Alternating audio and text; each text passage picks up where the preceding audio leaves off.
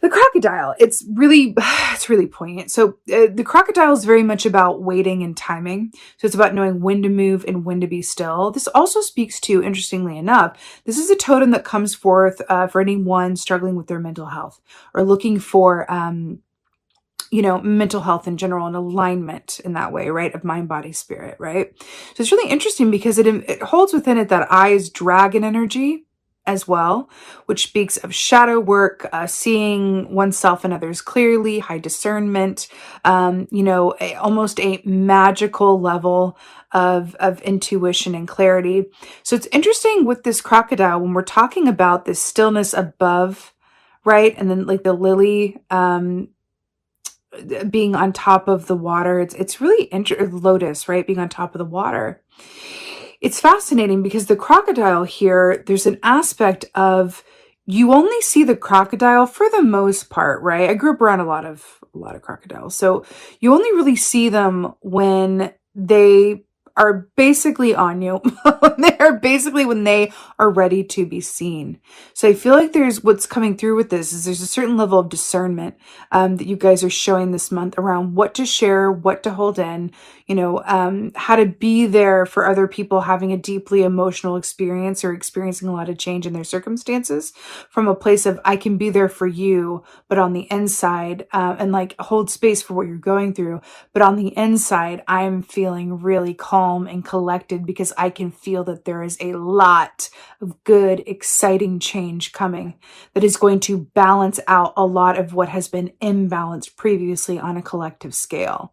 So it's like it's like that sage energy of like that, the Yoda who has a lot of answers, but knows that true wisdom is knowing what to share and what not to share because timing is so important. Fascinating.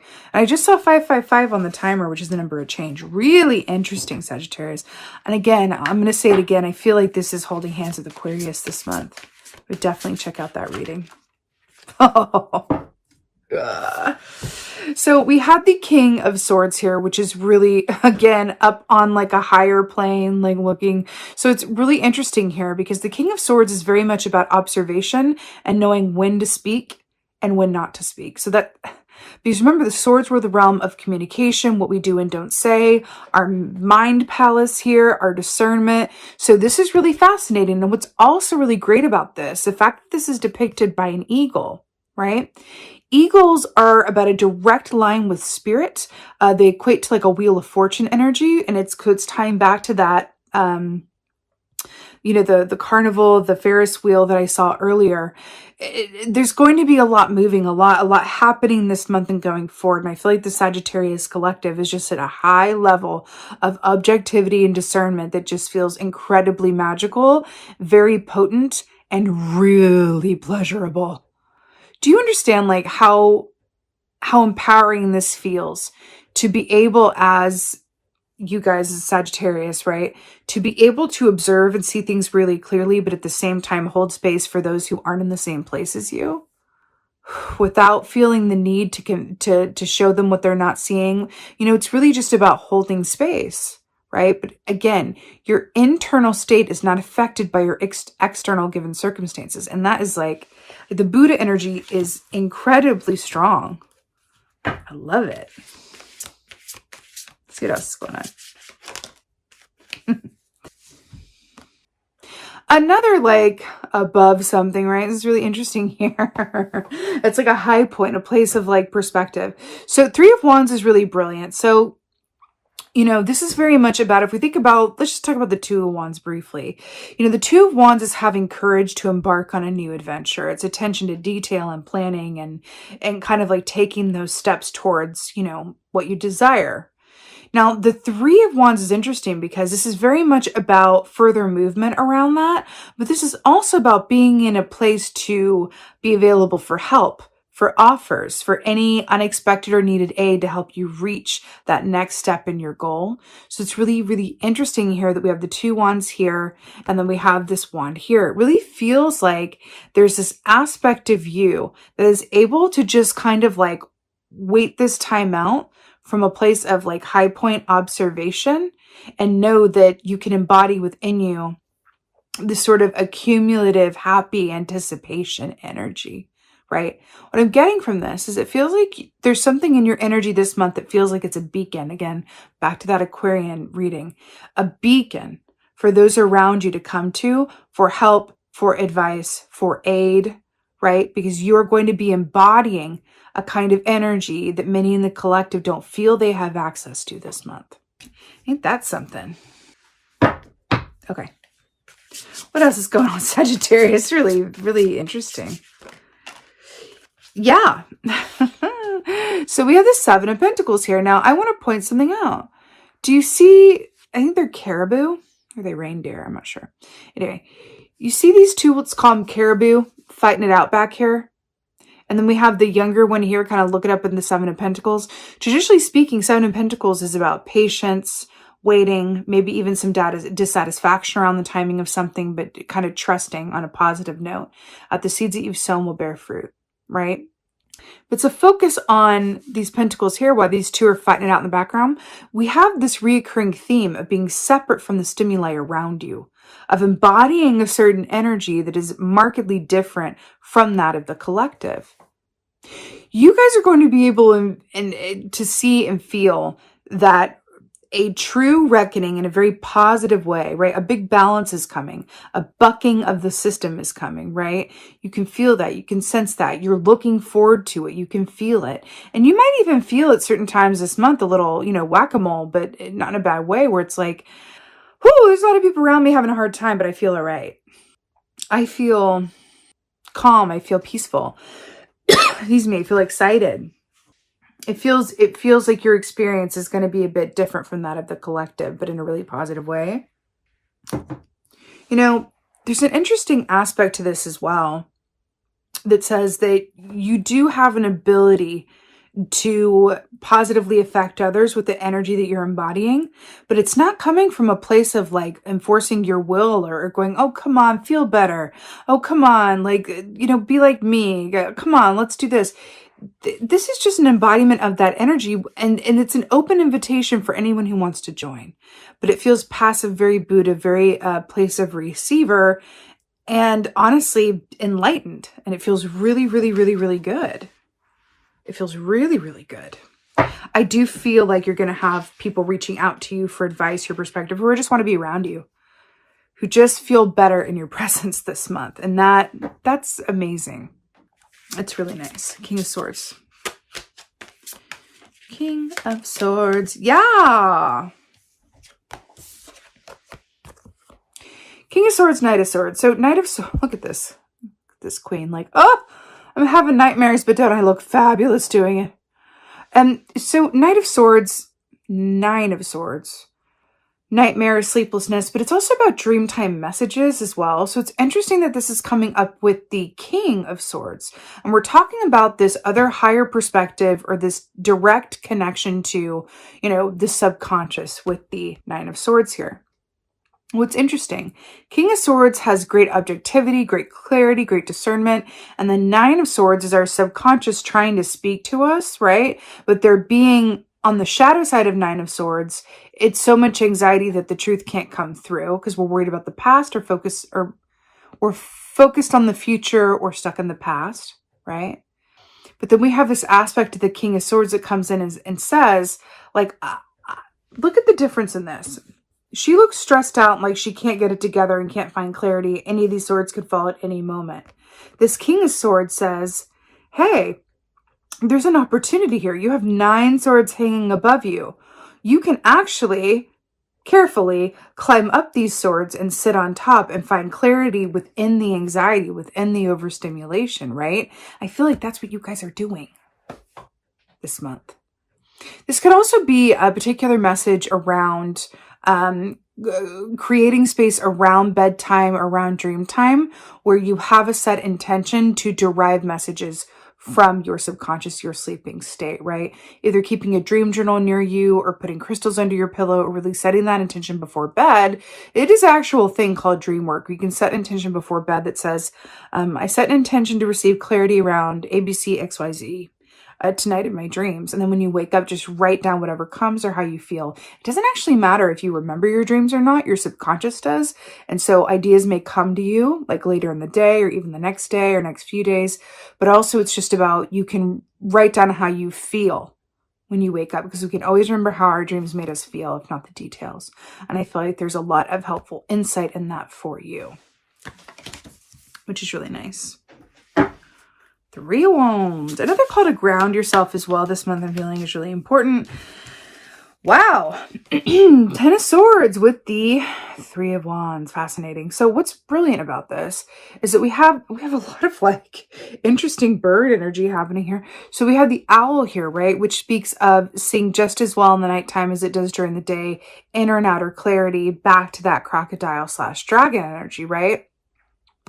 So it's really fascinating with this 10 of Swords when we're talking about, you know, not just clarifying the 3 of Wands, but when we talk about this traditionally speaking, this is about the full end of a cycle that can lead to despair, loss, sorrow, you know, all of those things. And then we have the owl here saying, but if we can view loss or endings, not from a place of attachment, back to that Buddha energy, not from a place of attachment, but from a place of objective clarity, right? Then we can kind of see the higher purpose as to why that needed to come to an end and make room for something better and new down the road. Back to this 3 of Wands, right? Listen, there's going to be a lot of endings that are happening that are going to begin this month, but really take shape a bit more into the year. A lot of endings having to do with, you know, how things work. The major systems, those in power, you know, a lot of the things that we believe and feel and our desire, there's this really strong feeling of desire and an urge around certain things wanting to end so that other things can begin. There's a really strong energy around that. So I feel like with this 10 of Swords and this 3 of Wands, I feel like also this is commenting on the fact that you have direct access to this higher point of view, again, with that internal, not affected by the external, where you can kind of see the divine order and the rhyme and reason to a lot of things that others are on the wheel with that Ferris wheel and can't necessarily see the way that you do. But I do feel like it has to do with endings and big change. Clarify for the 7 of Pentacles. Let's see what's going on. But of course, so we got the 2 of Swords here to clarify the 7 of Pentacles. Now, let's talk about this. We talked about the 7 of Pentacles. You know, this is a call for patience and trust that the seeds that you've sown will bear fruit.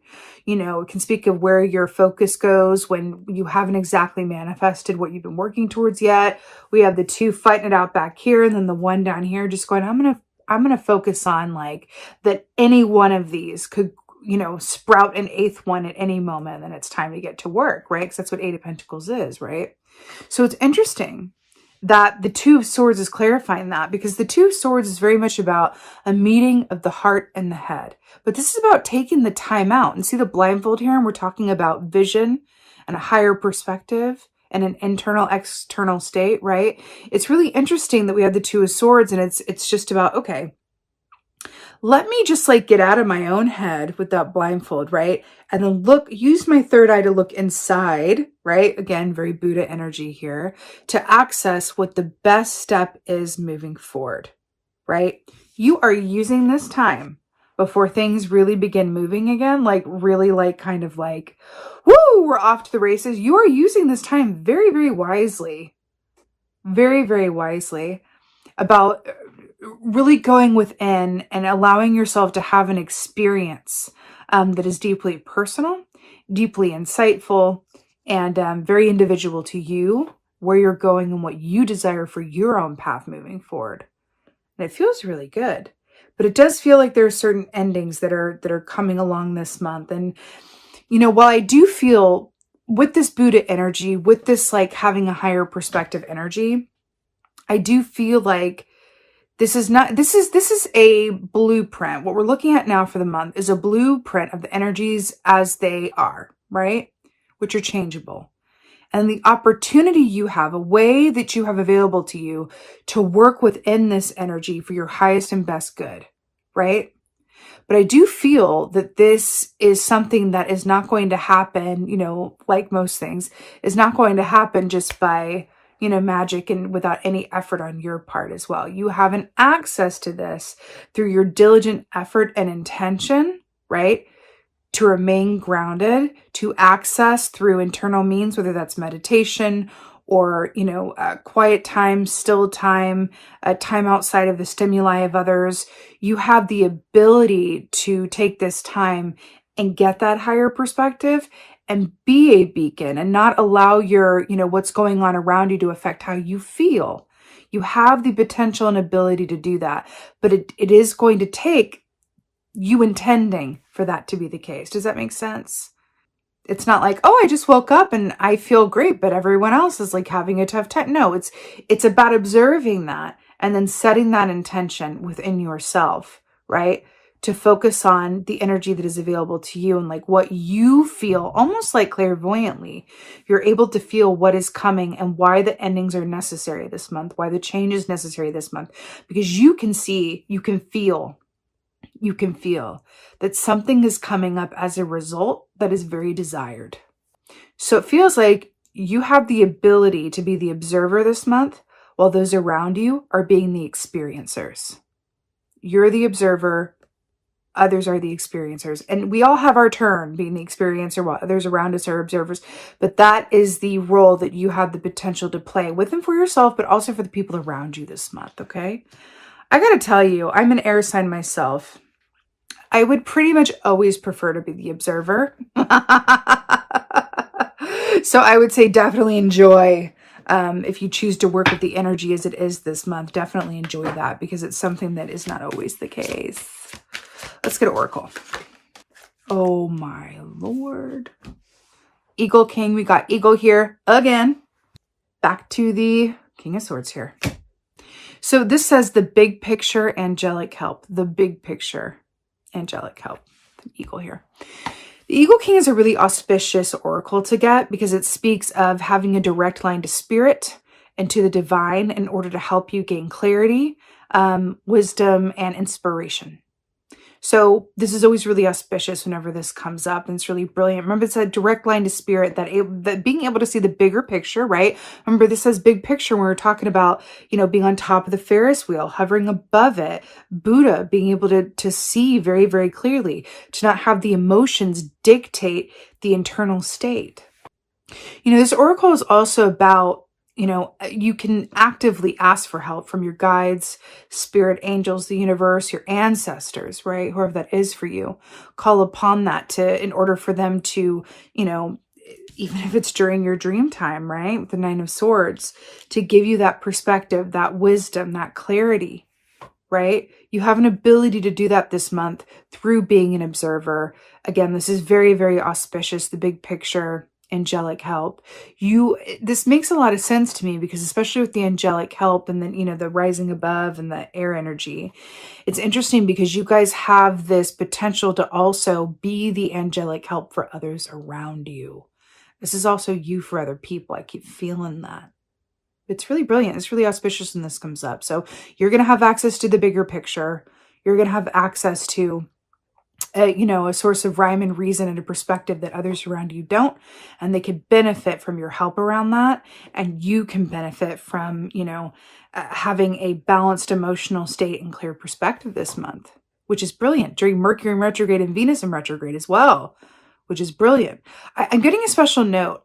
Especially if you guys have had tricky Mercury in retrogrades before, or, Venus in retrograde, whatever that is for you, I'm hearing that this one can be very different.